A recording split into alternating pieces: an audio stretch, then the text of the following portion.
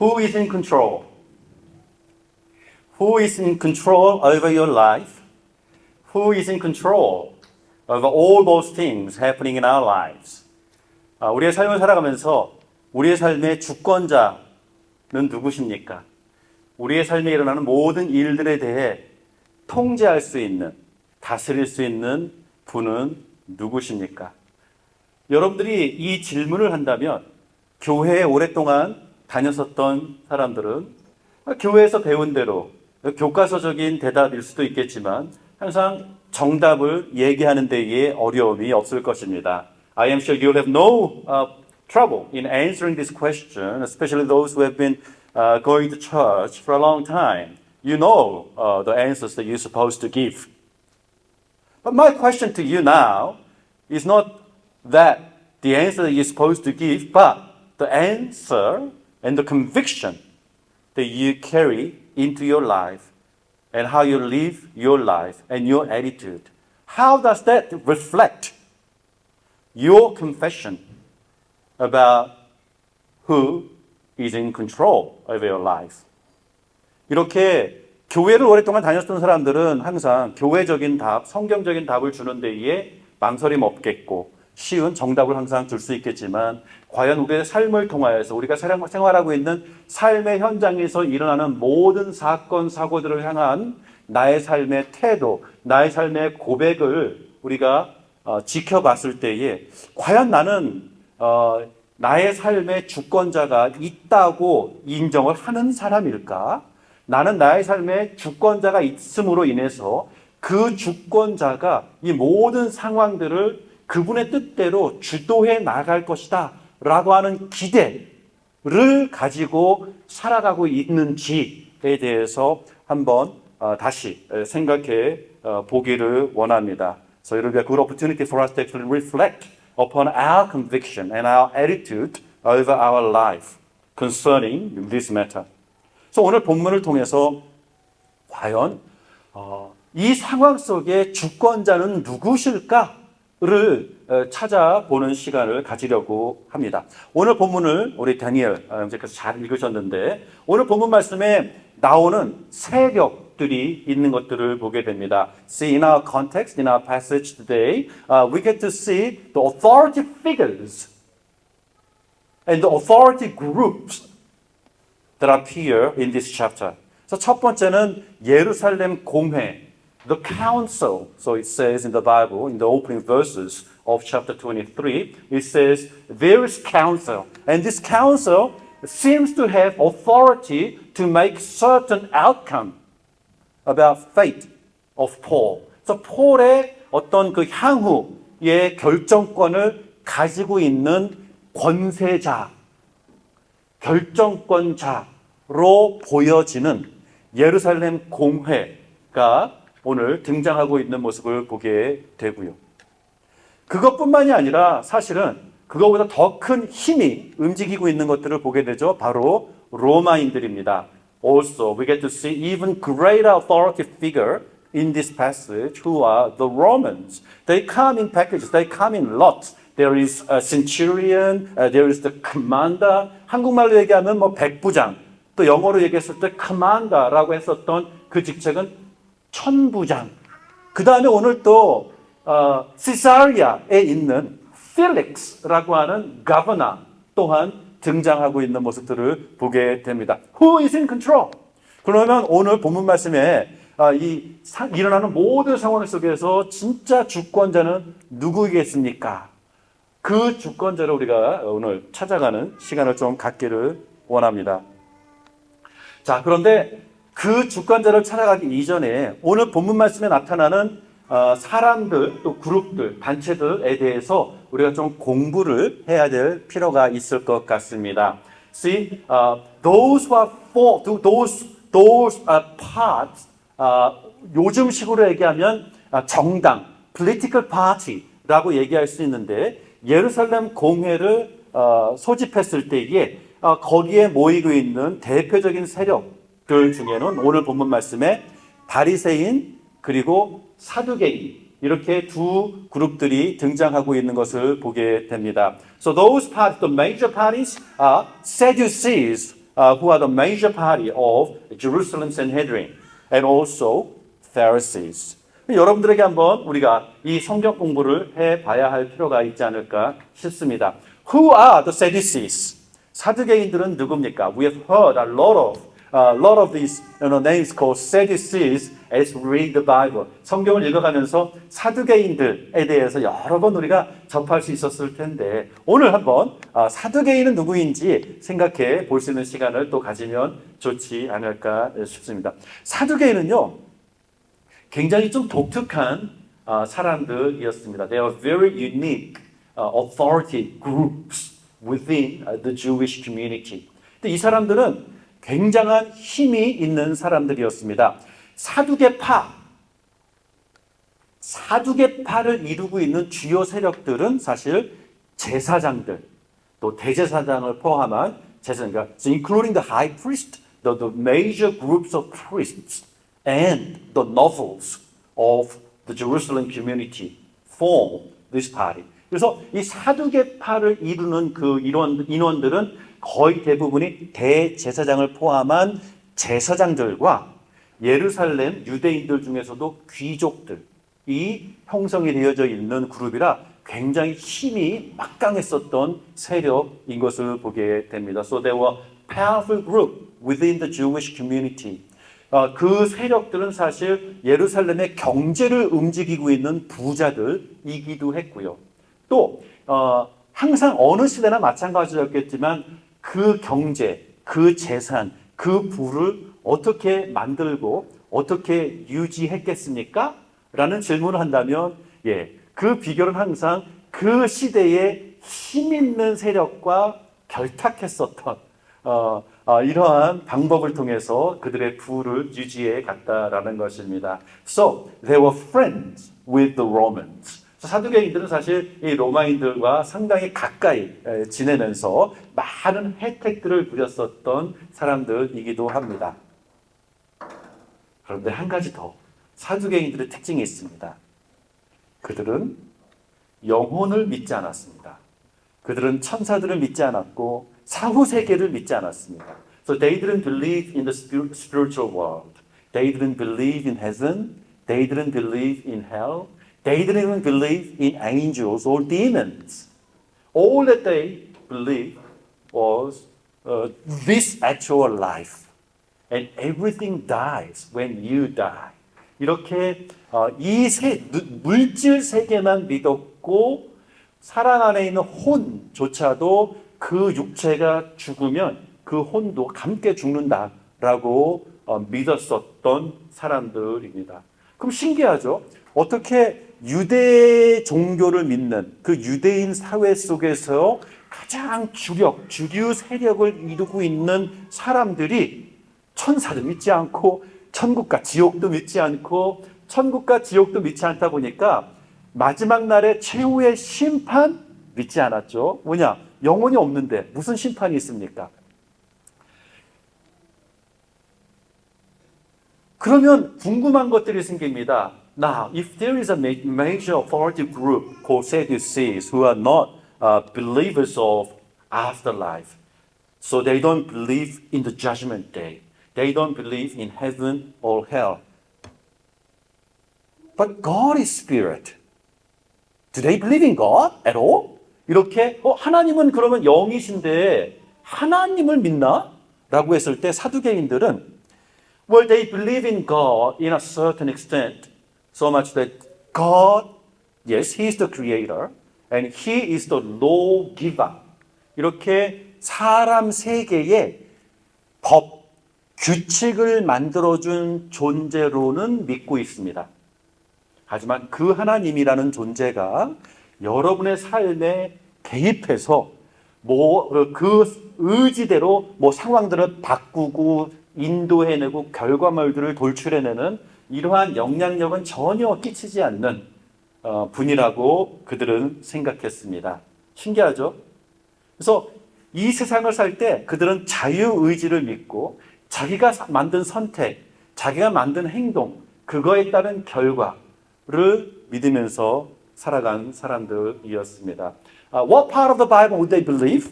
Yes, they strictly only believe in the Pentateuch, first five books of the Bible written by Moses. 그래서 모세가 기록했다고 믿어지는 모세 오경만을 믿는 자들이었고요. 그 다음에 모세 오경만을 믿다 보니까 그 다음에 기록되어지는 선지서, 그러니까 선지자들의 가르침, 선지자들의 예언, 이런 거는 믿지 않는 사람들이었습니다. 자, 그러면 또 궁금해지죠. 어떻게 그런 것들을 믿지 않는 사람들이 제사장직을 수행했을까요?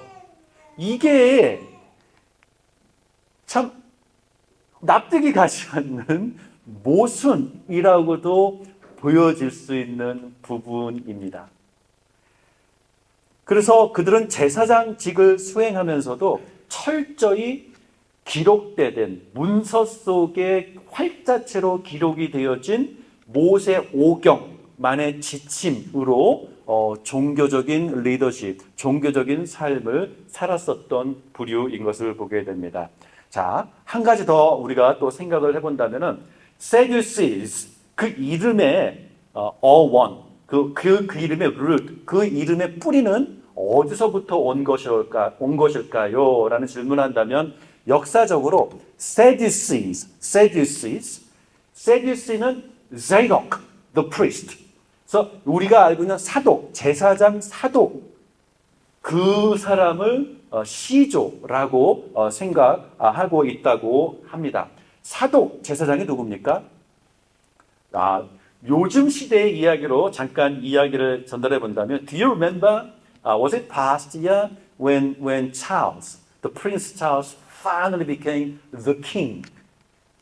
그 coronation ceremony를 우리가 그 텔레비를 통해서 다 보았을 것입니다. 자, 찰스 황제자가, 찰스 왕자가 왕으로 즉위하는 대관식에서 이렇게 그 캔터버리 대주교가 the Archbishop of Canterbury was carrying the crown,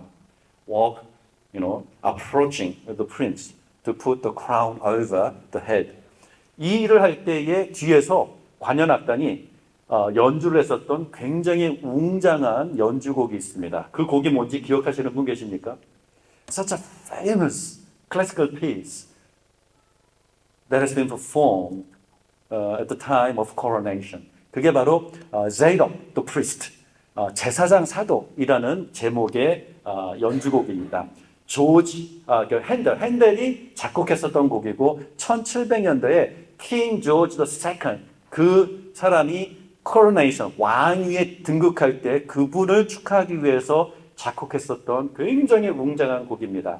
자, 제사장 사독이 바로 다윗 왕을, 그리고 특히 또 솔로몬 왕을 왕위에 이렇게 하는 그 의식을 행했었던 제사장으로도 유명한 사람입니다. 자, 그러면 시기적으로 사독 제사장은 다윗 왕 때, 솔로몬 왕 때 활동했었던 인물입니다.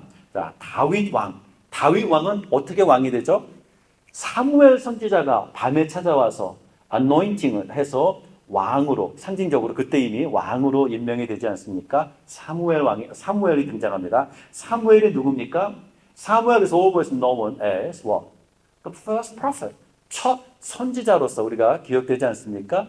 그렇습니다. 이렇게 모세 오경이 끝나는 시점에 선지자들의 활약이 그때부터 시작이 되는 그때 사독 제사장도 활동을 했었다라는 역사적인 연결 포인트가 있는데, 이 사람이 시조로 여겨지는 사두개파들은 사독 제사장 이전에 있었던 모세 오경의 가르침만 믿고 그 이후에 선지자들의 활동했었던 시대, 그들의 가르침은 믿지 않는 이러한 역사적인 시점, 시기, 이런 특징들을 우리가 지금 배운다면은 사두개인들은 시기적으로 그 전 시대의 것들을 인정하고 그 후 시대는 인정하지 않는구나를 좀 우리가 이해할 수 있는 좋은 어떤 그 기점이 되지 않을까 싶습니다.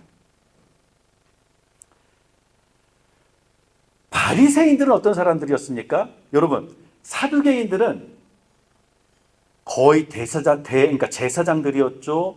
예루살렘의 귀족들이었죠. 예루살렘의 경제를 움직이는 부자들이었습니다. 반면에 그리고 뿌리도 깊죠. 역사적인 전통이나 뿌리가 깊은 자들입니다. 바리새인들은 이스라엘과 유다가 망한 그 이후에 만들어진 그 세력으로서 주요 구성원들은 사실은 그냥 평민들이었습니다. 평민들과 딱히 어떤 그 종교적인 영향력의 배경에는 그 서기관들, 성경을 필체로 베껴 쓰는 것이 그들의 직업이었었던 서기관들이 주류를 이루는 세력이었는데, 그들은 그렇게 예루살렘과 그러니까 이스라엘과 유다가 멸망한 그 이후 시점부터 활동해서 만들어진 어떤 그 종교단체, 어떤 정치단체이다 보니까 그 시대까지, 다시 말해서 선지자들의 가르침, 선지자들의 예언서, 우리가 구약 성경을 얘기하고 있죠. 그러니까 모세 오경 이후에 모든 선지서의 가르침도 믿는 사람들이었습니다. 그런 특징이 있어요. 그래서 그런 특징을 어떻게 구분짓는가? 그렇죠. 이런 시대적인 포인트를 짚어보면 그들의 사상과 그들의 신념들이 어떻게 형성이 되었는지를 이해하는 데에 도움이 될 것입니다. Accordingly, the Pharisees believed in resurrection. Pharisees believed in afterlife. They also believed in the final judgment day. 이렇게 최후 심판의 날을 그들은 믿었고요. 부활을 믿었습니다. 바울이 이 법정에 서서 오늘 어떻게 얘기합니까? 내가 바로 바리새인입니다. 그리고 오늘 내가 재판을 받는 이유는 이 바리새인들의 핵심 신앙이 되는 부활에 대한 믿음 때문에 내가 지금 재판을 받고 있는 겁니다. 이 말을 던지자마자 예루살렘 공회가 확 둘로 갈라집니다. 그리고 바울은 옆에 놔두고 자기네들끼리 싸우기 시작합니다. 누구와?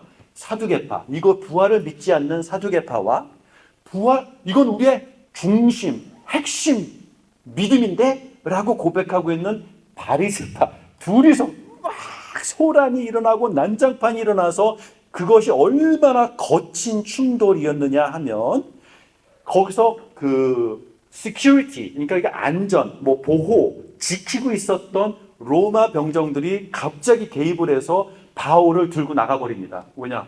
너무 충돌이 드센데 바울이 이 충돌 가운데에 죽을 수도 있을 것 같아서 바울을 보호하기 위해서 바울을 데리고 나가고 있는 보호 차원에서 이런 모습들이 보게 됩니다. 이렇게 부활은 유대인들 커뮤니티 안에서도 너무나도 민감한 주제였고 누구에게는 핵심 신앙이었으며 누구에게는 절대 믿지 않는 사상 정도였던 것들을 보게 됩니다. 자, 그러면 여러분, by Acts 23, historically speaking, if we follow the timeline, by Acts 23, Paul has almost completed writing the epistles, the letters to the churches. And he has definitely completed writing letters to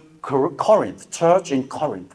고린도에 있는 교회에 우리가 알고 있는 고린도전서, 고린도후서의 이 편지들을 이미 기록하고 보낸 이후의 시점이 됩니다. 그래서 바울이 여기에서 나는 부활 때문에 지금 재판을 받고 있는 것입니다. 라는 고백을 할 때에 바울이 이해하고 있는 부활은 바리새인들이 이해하고 있는 부활 플러스 그 부활에 대한 믿음이 좀 더 완성이 되어 있는, 좀 더 숙성이 되어 있는, 보다 성숙이 되어져 있는 기독교의 부활 신앙인 것을 보게 되고 그 신앙을 우리가 읽어볼 수 있는 부분이 바로 고린도 전후서에 나오는 부활에 대한 가르침이 될 것입니다. 너무나도 유명하죠. 우리가 어느 날 저 호련듯 새로운 몸을 입을 것이고 이것이 영광의 몸이 될 것이고 주께서 재림하시는 날 기타 등등의 부활에 대한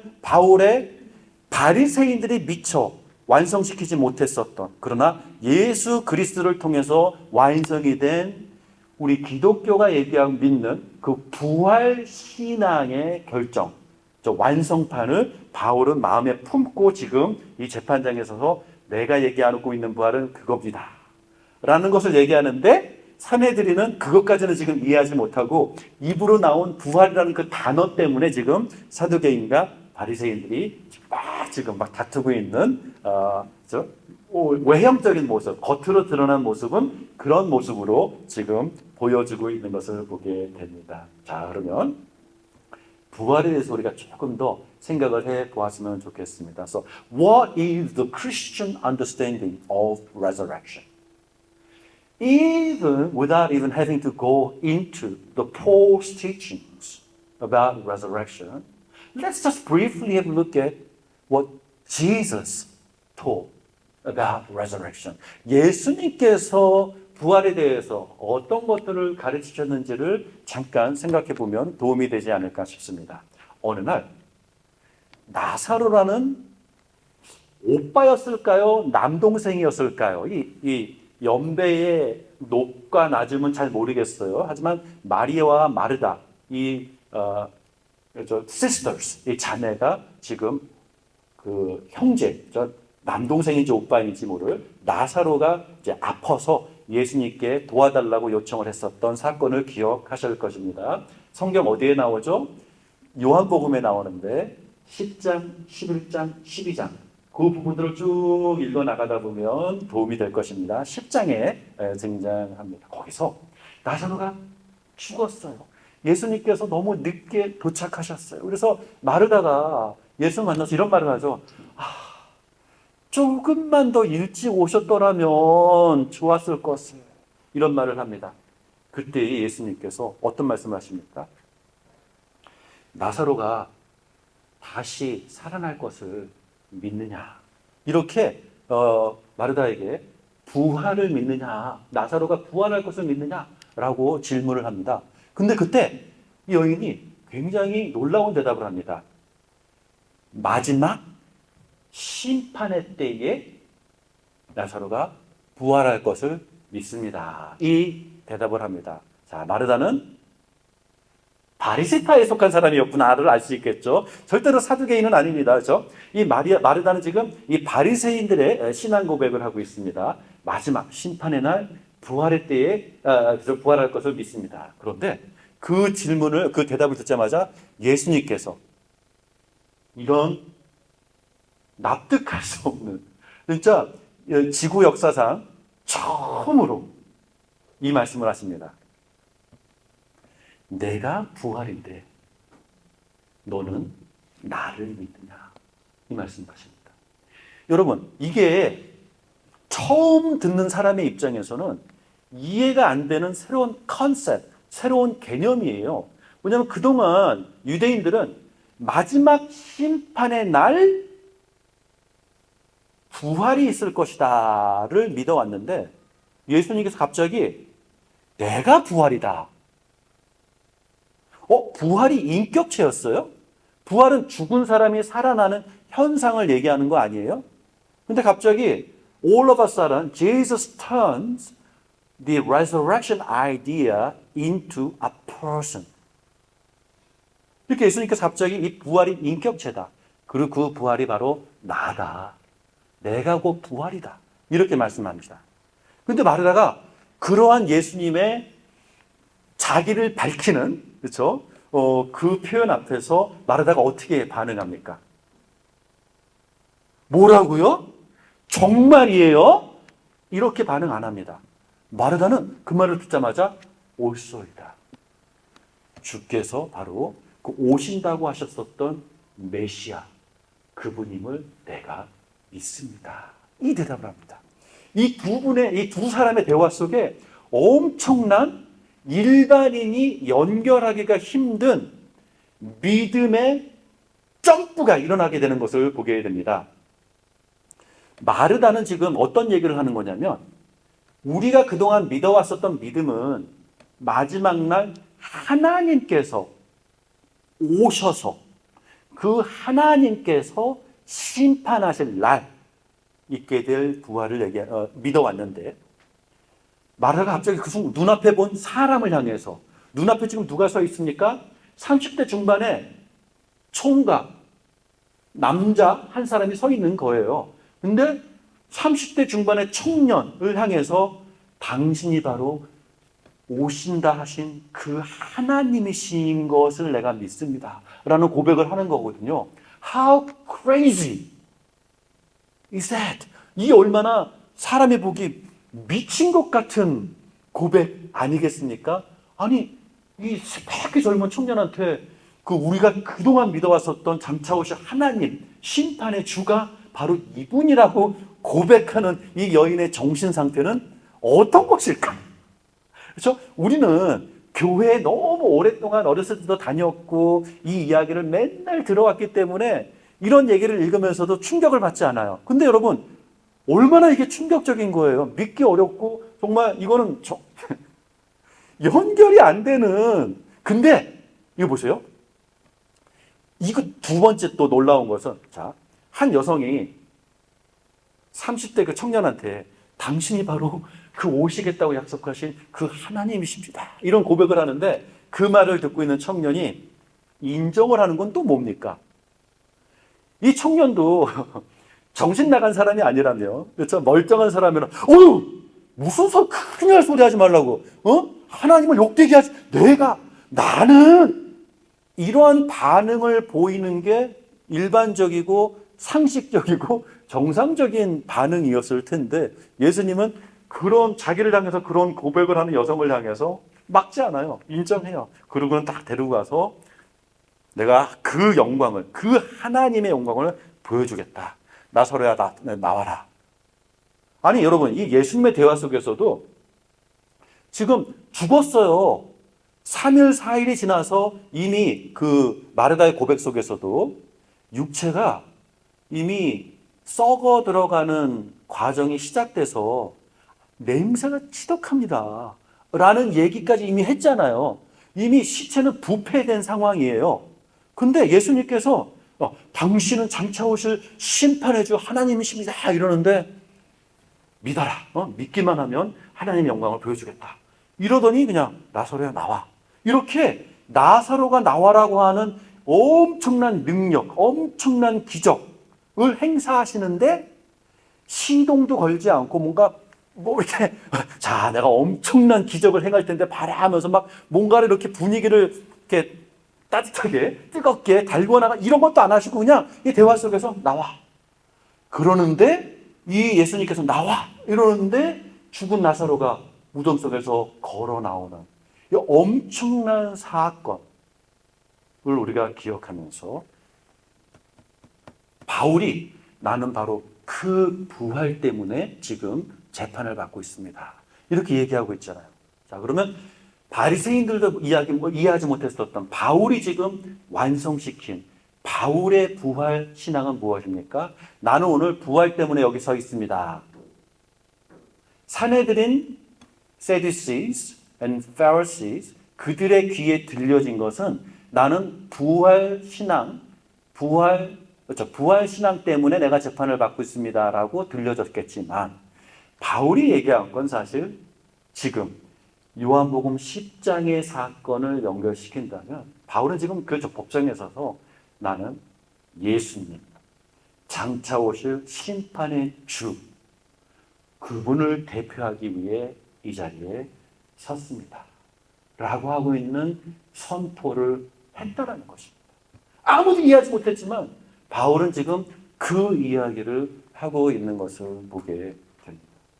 영화에 이런 영화 제목 중에 재미있는 제목 중에 영국 영화 Lost in Translation 이라는 한국말로는 어떻게 되죠? 사랑도 통역이 되나요? 이렇게 영화 제목을 좀 이상하게 번역을 해왔는데 Lost in Translation, Lost in Translation에 담고 있는 의미가 무엇입니까?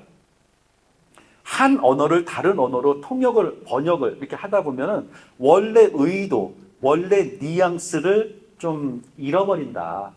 그래서 통역해서 듣는 사람은 원래 말했었던 그 사람의 진짜 하고자 싶었었던 그 느낌, 그 단어로는 표현 안 했지만 거기에 숨겨진 단어나 감정이나 개념들 이게 제대로 전달되기가 어렵다라는 이제 그런 의미에서 lost in translation 이렇게 표현하거든요.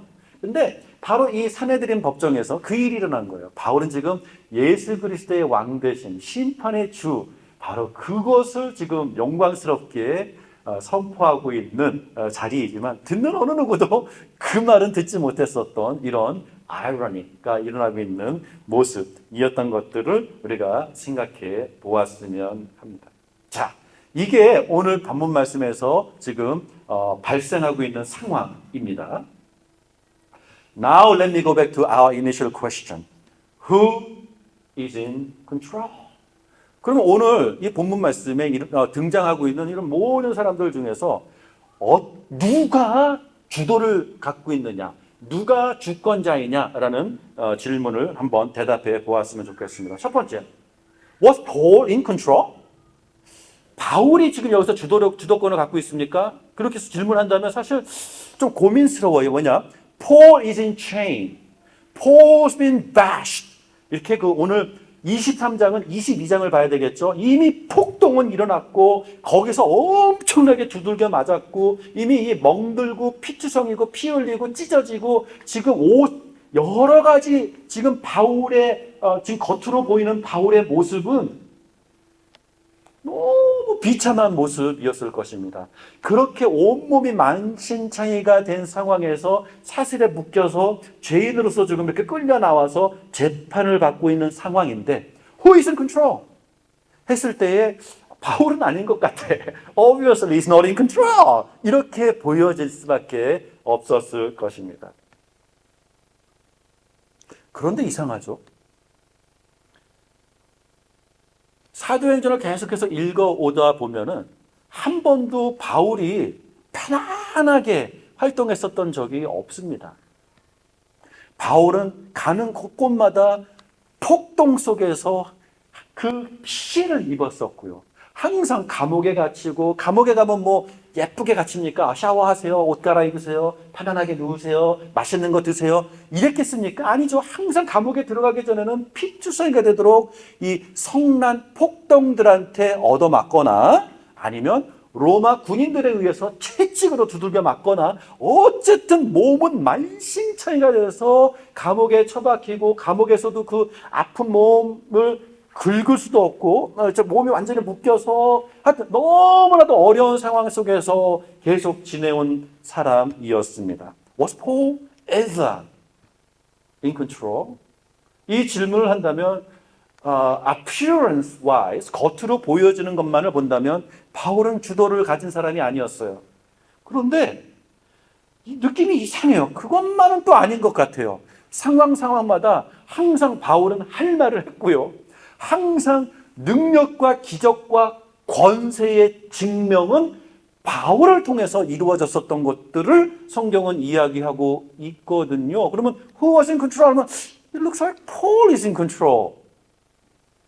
Is he? Is he not? 이렇게 자꾸 왔다 갔다 할 수밖에 없는 물음표가 생깁니다. 그럼 두 번째, 오늘 등장하고 있는 지금 예루살렘을 주도하고 있는 장악하고 있는 권세자들 사두개파 또 바리새파 이 예루살렘 공회가 지금 주도권을 가지고 있습니까? 이 예루살렘 공회가 어떤 공회였습니까? 예루살렘 공회가 바로 예수님을 십자가에 못 박아 버리지 않았습니까? 이들은 정말 엄청난 권력을 갖고 이 사람의 운명, 사람의 상황, 어떤 이 사형 선고까지도 내릴 수 있는 그러한 힘이 있는 기관이었던 것을 보게 됩니다. 근데 한번 물어볼게요. 이들이 지금 주도권을 하고 Did the Sanhedrin have the control? 이렇게 했을 때 No, we see division here. We see quarreling here. We see fight happening there because they couldn't agree with one another. 이렇게 공회 내에서도 서로 동의하지 못해서 싸우기 시작하는데 성경은 폭동으로 묘사할 정도로 엄청난 갈등이 그들 안에서 일어나고 있는 것을 보게 됩니다. 무슨 말입니까? There was no control within the group. 통제력을 잃은 상황인 것을 보게 됩니다. 그렇습니다. 희한하게 엄청나게 힘 있는 세력인 것은 맞는데 오늘 일어나는 이런 모습들을 보게 되면 이들은 힘이 없어요. 혼란에 빠져 있어요. 서로 싸우고 있어요. 이상하죠? 그 다음에 그러면 로마 사람들은 they definitely was in control, right? Because Romans they were able to do whatever they wanted to do, whatever they intended to do. 이렇게 모습이 보이는 것을 볼 수 있습니다. 그런데 로마인들의 모습 속에 약간 특징이 있어요. Towards the end of this today's chapter, the commander writes a letter to the governor Felix. 여기 governor 총독에게 편지를 씁니다. 근데 총독에게 편지를 쓰고 있는 모습을 보게 됩니다. From verses 24 and onwards. He wrote a letter as follows. 이렇게 얘기를 합니다. Most Excellency, Governor Felix, greetings. 바울을 소개합니다. 27절에서. 근데 잘 읽어보세요. 27절이 조금 이상해요. This man was seized by the Jews, and they were about to kill him. But I came with my troops and rescued him, for I had learned that he is a Roman citizen. 이 편지 속에 뭐가 나옵니까? 유대인들에게 잡혀 죽게 된 바울이라는 이 한 사람을 내가 그리고 내 군대가 이 사람이 로마 시민권자였기 때문에 우리가 동원해서 그를 구출해냈습니다.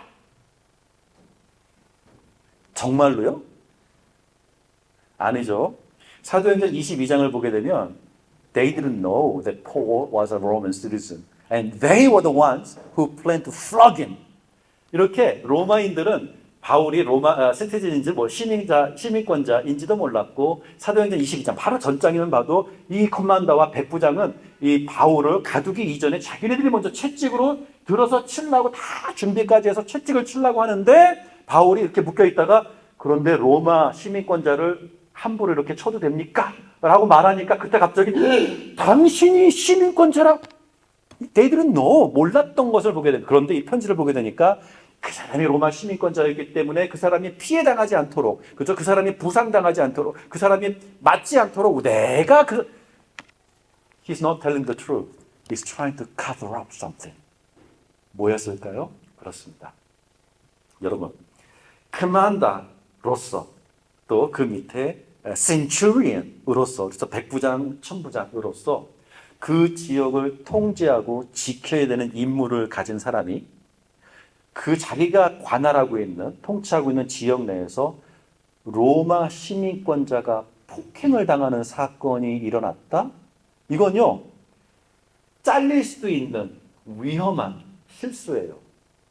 그래서 그 지역의 가버너, 필릭스가 그 사실을 알면 자기 위치가 위험해지거든요. 그러니까 사실 오늘 사도행전 23장에 일어난 Why did Romans got involved in Paul's affairs so much that they recruited. 여기 보게 되면은 이 사람들이 지금 보병 몇십 명, 보병 200명, 기마병, 호스맨 몇 명, 70명. 그 다음에 스피어맨 200명. 여러분 여기에 처음으로 등장하는 한 가지 아주 독특한 거 뭐냐면은 spearmen in Roman army. 여러분 이 로마 군대를 묘사하는 모든 역사적인 기록물에 spearmen은 별로 안 나타나요. It's a very unique place that only in Acts chapter 23 it records the Roman army had a spearmen. 이렇게 창을 든 군단이라는 표현은 로마 군대를 묘사하는 그 어떤 다른 역사책들 속에서도 별로 나오지 않는 굉장히 독특한 묘사인데 오늘 이 천부장은 자기의 목숨을 부지하기 위해서 지금 필요 그 이상의 수고를 해서 바울을 감싸고 있는 모습을 보게 됩니다. 그렇죠? 바울을 사랑해서 바울의 신앙을 내가 전혀 그게 아닌 것들을 보게 됩니다. 정치적인, 그렇죠? 자기가 살아남기 위한 그러한 모양새로서 움직이고 있는 모습을 보게 됩니다. 자, after having said this, let me ask you this question. Who is in control? Do you think this commander was in control? Obviously not. 이 답을 우리가 얻을 수 있는 거죠. 이 천부장 또한 지금 이 상황에 주도권을 갖지 못한 사람입니다. Who else do we get to meet here? 여기에 이름 없는 한 사람을 만나게 됩니다. 근데 he's introduced to us as a son, son of Paul's sister. 족보가 정확하게 나오죠. 그러니까 바울의 조카라고 하는 인물이 나옵니다. Somehow this nephew was informed that Jewish people formed 40 assassins to kill Paul. And they had plotted certain things. 이 사실을 알고 이 바울의 조카가 바울한테 찾아와서 그 얘기를 해주고요. 바울은 군인들을 불러서 Let this man explain this news, tell this news to your commander 라고 해서 연결을 해줘서 이 조카라는 사람이 백부장, 천부장 그들에게 찾아가서 그 40명의 암살단에 대한 사실을 신고하게 되는 모습을 보게 되지요. Who is in control? 11절을 볼까요? 여러분 다 같이 11절을 보세요. The following night, the Lord stood near Paul and said, Take courage, as you have testified about me in Jerusalem, so you must also testify in Rome. 그날 밤 예수께서 바울 곁에 서서 이르시되 담대하라. 내가 예루살렘에서 나의 일을 증언한 것 같이 로마에서도 증언하여야 하리라. 이렇게 예수님께서 지금 앞으로 일어날 모든 상황을 계획하고 본인의 그 계획대로 이루어 나가겠다고 약속하시는 모습을 보게 됩니다. Who is in control? Okay, so we can give a simple answer. Jesus! That's right! Jesus is always in control. No, 여기서 끝나는 것이 아니라 이 상황을 조금 더 우리가 생각해 보았으면 좋겠습니다. 물론 뭐 교회 안에서는 정답 항상 예수님 하면 틀릴 수가 없죠. 항상 정답이에요. Who is in control? Jesus is in control. How is he in control? 이 질문 한번 해볼까요? 그럼 어떠한 모습으로 주께서 이 모든 상황을 지금 주도하고 있습니까? 라고 했을 때에 아주 놀라운 삶의 지혜를 믿음의 지혜를 여기서 배우게 됩니다. 바울은 이미 예수님께서 말씀해 주셨어요. He knows that he will end up in Rome to testify Jesus. 자, 이것만 들으면 it's an amazing what is it calling, isn't it? That he gets to go to Rome and stand in front of the emperor to testify Jesus. That's an amazing calling, isn't it? What a great privilege to do that. 얼마나 영광스러운 부르심입니까? 근데 11절에 안 나온 게 있어요. In what form and in what way? 는 얘기 안 했죠. 현실은 뭐예요? 얻어맞고 사슬에 묶이고 감옥에 갇히고 바다에 배가 쪼개져서 바다에 빠지고 독사에 물리고 너무 상상하기도 싫은 끔찍하고 힘든 시간들이 앞으로 준비가 됐어요. And that's how the Lord has planned Paul to testify Jesus. 자, 첫 번째입니다. 여러분, we always seek God's guidance in our lives. As you study year 11, year 12, you pray about what university and what major the Lord might want you to study. 이렇게 하나님께서 나에게 어떤 대학, 어떤 과를 뭐 전공하기를 원하시는지, 또 대학을 졸업하면 나는 어떤 직장을 하나님께서 나에게 예비하셨는지, 또 나에게는 어떠한 아내, 어떠한 남편을 예비하셨는지, 이것에 대해서 계속해서 하나님의 마음을 간구하고 하나님의 인도하심을 막 기다립니다. 알길 원합니다. 너무 그렇죠. 근데 조금 더 진실, truth, and 진심, honest, 약간 다른 거죠. 진심을 얘기합니다. honesty. 나의 진심을 조금 더 파고든다면 Why is it that we see God's guidance in the light of my comfort and my happiness and my success? 항상 이것과 연결이 되어 있는 것을 보게 됩니다. 나의 진심에는 하나님의 인도하심을 사모하는 나에게는 그러므로 내가 더 행복해질 수 있고, 그러므로 내가 더 성공할 수 있고, 그러므로 내가 더 만족할 수 있는, 내가 더 기뻐할 수 있는, 그래야 내가 더 잘 될 수 있을 것이다 라고 하는 기대 속에서 하나님의 인도하심을 간구합니다.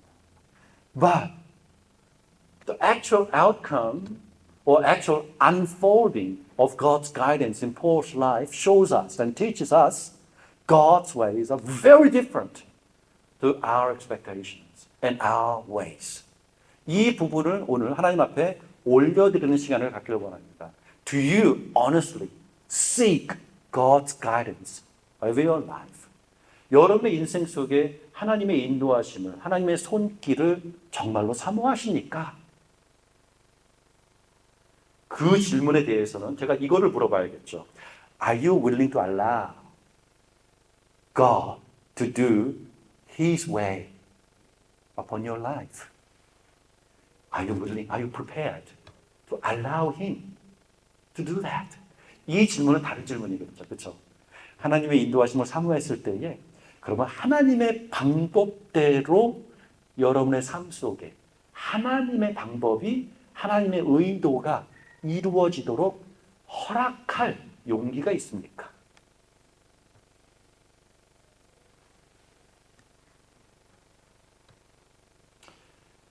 Who is in control? 여러분, 바울은 절박한 상황이었습니다.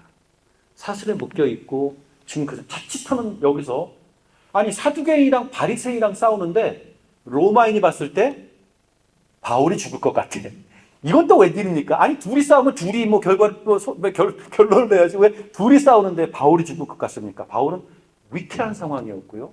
자기 자신을 보호할 수 없는 연약한 상황이었습니다. Who is in control? 그런데 여기에 오늘 놀라운 한 사람이 등장하죠. 그 사람은 이름도 없어요. 그리고 사도행전 23장 이 사건 그 다음에 나타나지 않아요. This is the only place in the Bible that it appears and does something and disappears. This nephew, 이 조카라는 인물이 너무 특징적인 거죠. 이름도 모르고 그 이후에 어떠한 일을 했는지 아무도 모르는 이때 잠깐만 등장해. 근데 무엇을 합니까? 하나님의 놀라운 뜻을 이루는 에이전트로 기능을 합니다.